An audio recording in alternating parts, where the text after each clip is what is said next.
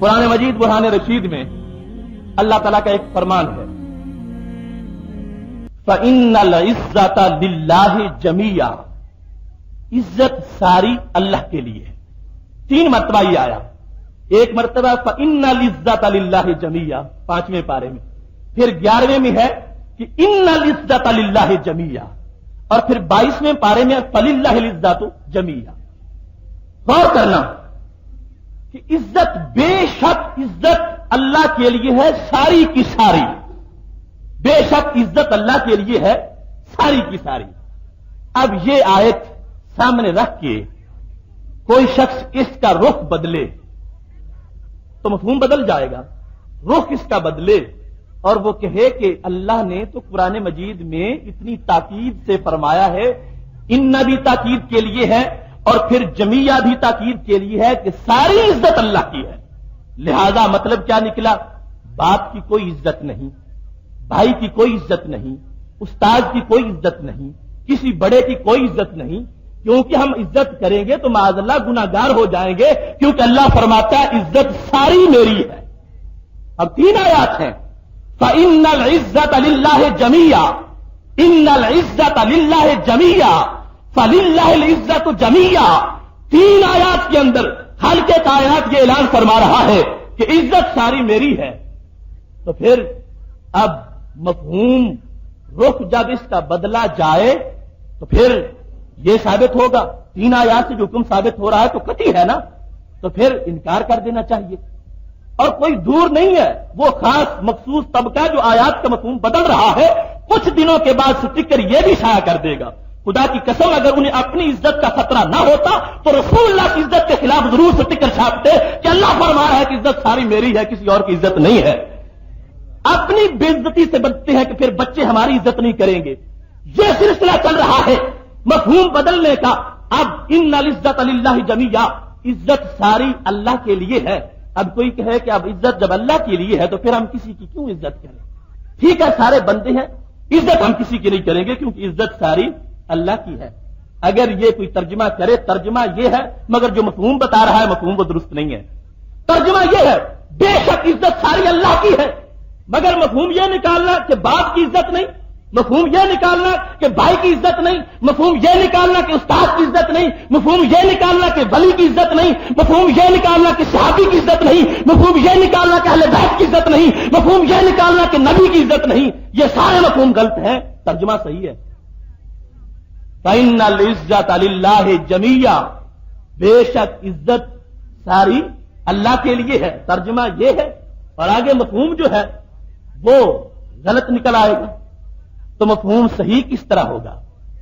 میں تو سمجھا رہا ہوں نا یہ کہ مفہوم پر کیسے آج کل واردات ہو رہی ہے، لفظ وہی ہے، ترجمہ وہی ہے، مفہوم غلط بنا کے لوگوں کو بے وقوف بنایا جا رہا ہے۔ میرے لیے خدا کافی ہے، اس بات میں کوئی شک نہیں، حسبی اللہ، میرے لیے خدا کافی ہے۔ اس کا رخ نہ بدلو، اس کی ڈیٹ کو تبدیل نہ کرو۔ یہ میرے محبوب نے جو کہا تو مشرکوں کو کہا، اے مشرکوں مجھے تمہاری کوئی ضرورت نہیں، اے بتوں مجھے تمہاری کوئی ضرورت نہیں، میرے لیے میرا خدا کافی ہے۔ کلام کا رخ بدلا جا رہا ہے، مفہوم پر واردات کی جا رہی ہے، لفظ وہی ہے، ترجمہ وہی ہے، مفہوم غلط لوگوں کو سمجھایا جا رہا ہے، جیسے مشرکین نے غلط مفہوم سمجھایا، وہی لفظ بولے، اللہ نے فوراً ان کا رد فرما دیا، فرمایا تمہارا حق سے کوئی تعلق نہیں ہے۔ اب دیکھیے میں نے 3 آیات تمہارے سامنے پڑھی ہیں جن کا لفظی ترجمہ تو یہ ہے عزت ساری کس کی ہے؟ اللہ کی۔ تو کیا باپ کی نہیں ہے؟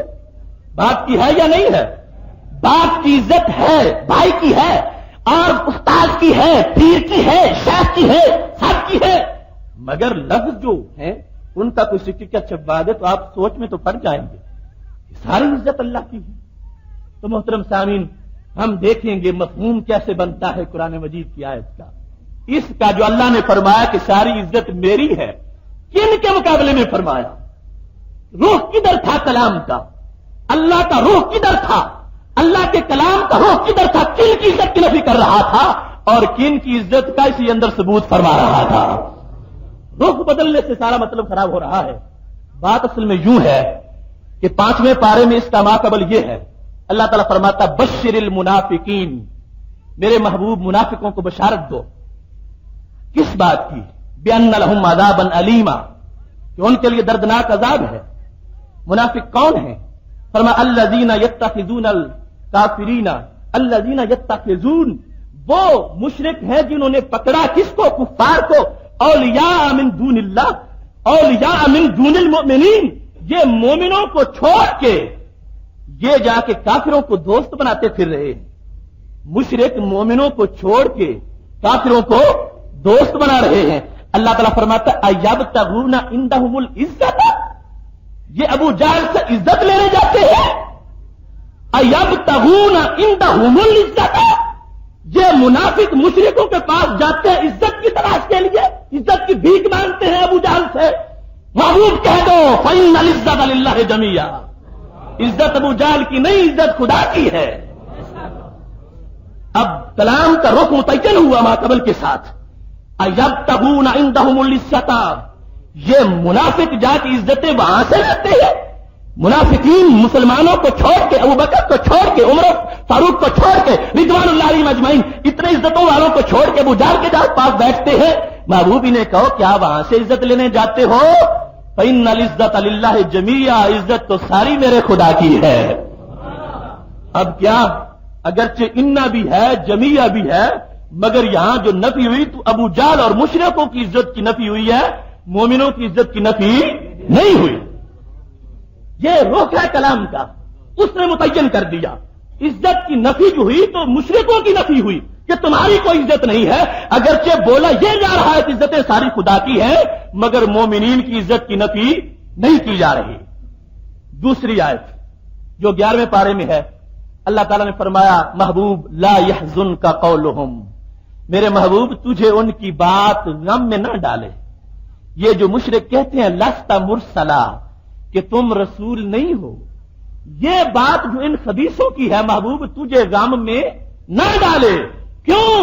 इन्नल इज्जत लिल्लाहि जमीया, इस वास्ते कि रसूल इन्होंने नहीं मैंने बनाया है, इज्जत मैंने दी है, लिहाजा उनकी नफी से इज्जत की नफी महबूब तुम्हारी की नहीं होगी।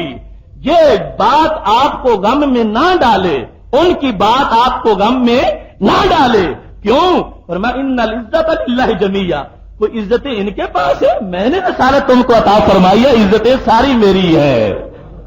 देखो अंदाज कलाम का बता रहा है, अगरचे सिर्फ इतना जुमला लिया जाएगा, इन्ना भी है जमीया भी है, मगर जब कलाम के रुख को देखा गया कि पीछे बात कैसे आ रही है, तो पता चला अल्लाह ताला ने उनका रद्द फरमाया है। मुशरिको, तुम जो कहते हो कि लस्ता मुरसला, महबूब को कि तुम रसूल नहीं हो, अल्लाह ताला ने दूसरे मकाम पर फरमाया कुल कफा बिल्लाहि शहीदा, महबूब तुम कह दो इनको मुशरिकों को तुम्हें मुझे तुम्हारी गवाहियों की कोई जरूरत नहीं, मेरे रिसालत पर मेरे खुदा की गवाही काफी है, वो गवाह काफी है, मुझे तुम्हारी कोई जरूरत नहीं है।